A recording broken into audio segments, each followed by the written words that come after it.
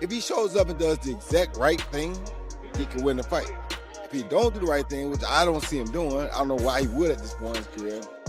I don't know. Spectacular.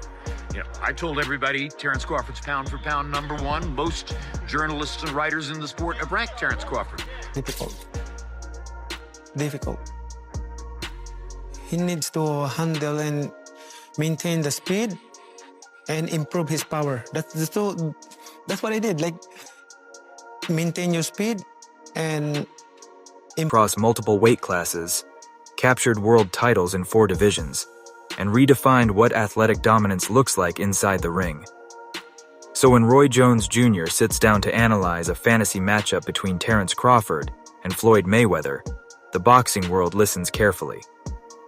Recently, Jones made waves after breaking down why he firmly believes that Crawford would destroy Mayweather. You're leaning towards Crawford, is that correct?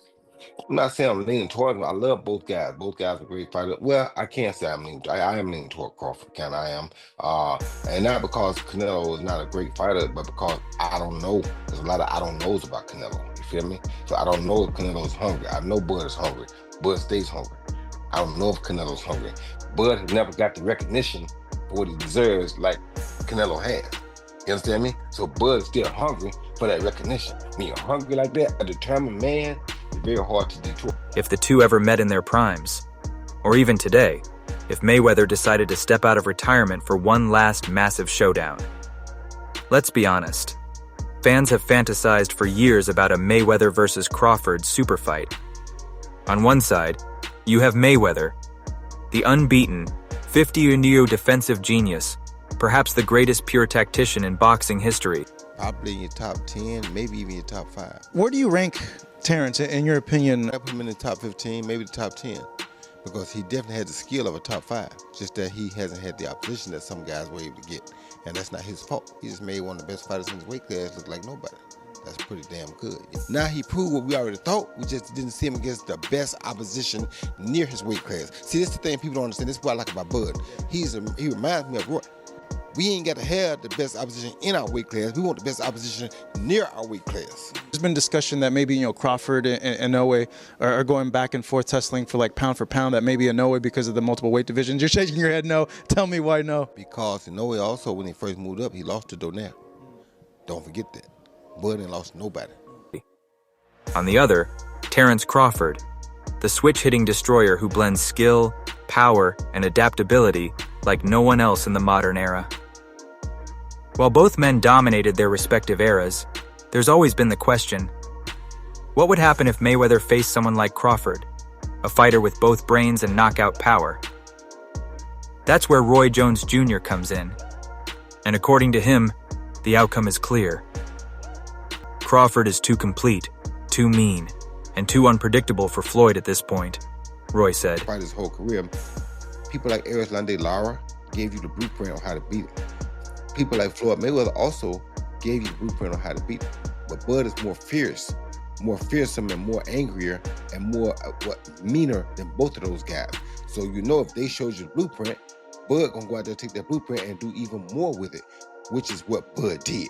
So it was never a question in my mind whether Bud really was going to outbox me, just if he could take the punch. And right away he showed, bam, he could take the punch. So I knew from that point, if he just slow him down, which he did, he'd be okay. Then late in the fight, what other people still didn't see, late in the fight, Bud started hitting Canelo's body. One of those body shots, I think about the 7th or 8th round, hurt Canelo. I was like, whoa. Bud hit him in the right spot then, and he got Canelo's. He's not just skilled. He's got that killer mentality that Floyd avoided later in his career. Roy Jones Jr. didn't just focus on Crawford's physical tools. He emphasized the mindset. According to Roy, the difference between great fighters and all-time killers often lies in how far they're willing to go inside the ring. Floyd was a master technician, Roy explained. He didn't take risks, he didn't have to. But Crawford? He thrives on risk. He enjoys breaking a man down mentally, making him quit. That's the difference between outboxing a guy. Respect with that too. So Bud fought a very, very awesome fight, fought a beautiful fight, very tactical. Very controlled. Yes, it was a beautiful fight for boxing. It was a beautiful fight. Bud got hit with some shots. He did. He did. He got hit with some single shots going out. You know, he's going out, and you know Canelo, if he has you trapped in the corner or along the ropes, it's typically 1 to 2 big shots. You know that if you've watched him. Yep. So you could tell Crawford, as he was going out, he knew the one shot was coming, and several times it landed. He even got hit with a 2-piece. I don't remember what round it was, uppercut right hand that Crawford took well. So when you started seeing him absorb the shots, if you're Team Crawford, you don't want him to take that shot, but if you start seeing and destroying him, Roy pointed to Crawford's recent performances, especially against Errol Spence Jr., as proof of his predator mentality. Crawford didn't just win that fight, he humiliated a top pound-for-pound welterweight in his prime. What Crawford did to Spence was historic, Roy said. He made a top dog look like an amateur. You think Mayweather could have done that to a guy like Spence?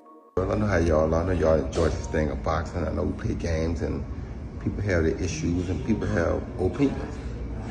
It's cool too. I got opinions and I'm allowed to say my opinions or speak my opinions. And if somebody was trying to send me a subliminal message, it worked. Because if you want to prove that you're better than me, I'm always ready. Wide open, ready to go. Just call me. No chance. Elite counterpunching. He forces opponents into mistakes, punishing them while staying untouched. Terence Crawford, a strategic chameleon. He switches stances seamlessly, walks opponents down, and explodes with power once he finds the opening. According to Roy, that adaptability would overwhelm Floyd. Floyd's used to dictating the rhythm, Roy said. He makes you fight his fight. But Crawford won't let that happen. He adjusts faster than anyone Floyd's ever fought. And when he starts walking... is that you don't respect elders. You talk about Muhammad Ali got beat by an 8-0 fighter. That 8-0 fighter was an Olympian who was a monster, who, if you had a monster like that in your weight class, you wouldn't fight him at that time. You understand where I'm coming from? So, that being said, you're disrespecting the greatest fighter of all time. And if you disrespect him, you disrespect anybody. So you have no respect. But when you see me, you're gonna have some respect. Because if you wanna get it, we can get it. I'm willing to go earn my respect. But I didn't hear you say anything disrespectful about Floyd. I never do. I'm not the disrespectful type of guy. That's not who I am. I'm the type of guy. The reason I'm not disrespectful is because when I say something, I'm ready to die for it. So if I say this, I'm willing to die for this. You understand me? You if stand I on it. I stand on it. You understand me? I'm not, like I said, I don't think LeBron is not a great player. I'm not one of the greatest players of all time. But if you ask me, in your opinion, my opinion, which I'm entitled to, you think LeBron and Mike. I'm gonna say Mike because I saw what Mike went through to get where he got. So I got my own reason why I'm gonna probably like... you down. It's... Roy compared Crawford's adaptability to fighters like himself and Andre Ward, boxers who can change game plans mid-fight and dismantle opponents from every angle. Crawford has that ability to be calm in chaos, Roy added. Even when you think you've figured him out, he's already 3 steps ahead. Crawford has more dog than Floyd, Roy declared. Floyd was about winning safely. Crawford's about making statements. He'll take risks to hurt you, and that's dangerous. Roy pointed to several moments in Floyd's career where he played it safe, particularly in fights against Manny Pacquiao and Canelo Alvarez. Floyd's strategy was flawless, but he never looked for the finish.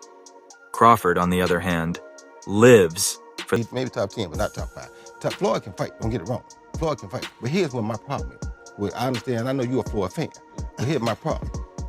Who did Floyd fight that was on his level when he fought? Only Canelo, that's it. Don't give me that stuff about the other guy that was going to prison.